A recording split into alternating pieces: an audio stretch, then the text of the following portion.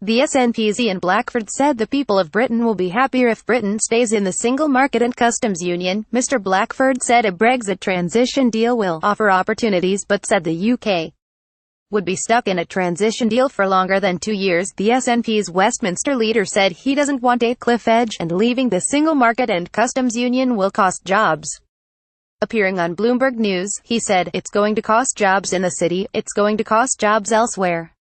For instance, Fraser of Allender in Scotland have estimated that it will cost 70,000 jobs alone in Scotland." Getty Bloomberg. The SNP's Mr Blackford said Britain can't risk losing jobs as a result of Brexit. "We can't take that risk.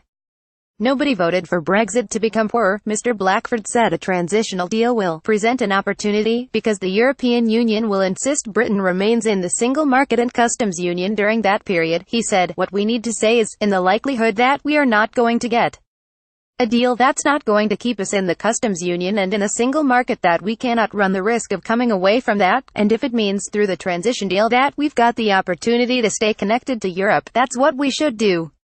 It's about protecting jobs and prosperity for people." Bloomberg's Anna Edwards asked whether Mr Blackford wants a transition deal that lives on and will result in the transition deal becoming the future for Britain. The SNP MP said, "Absolutely, we're talking about 2 years at the moment.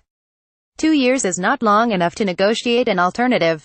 I just don't see that happening. If there's an opportunity through the transition to make this more permanent, that we can remain in the single market and the customs union, I would be very happy, and I think the people in the country will be. It will protect the economic interests."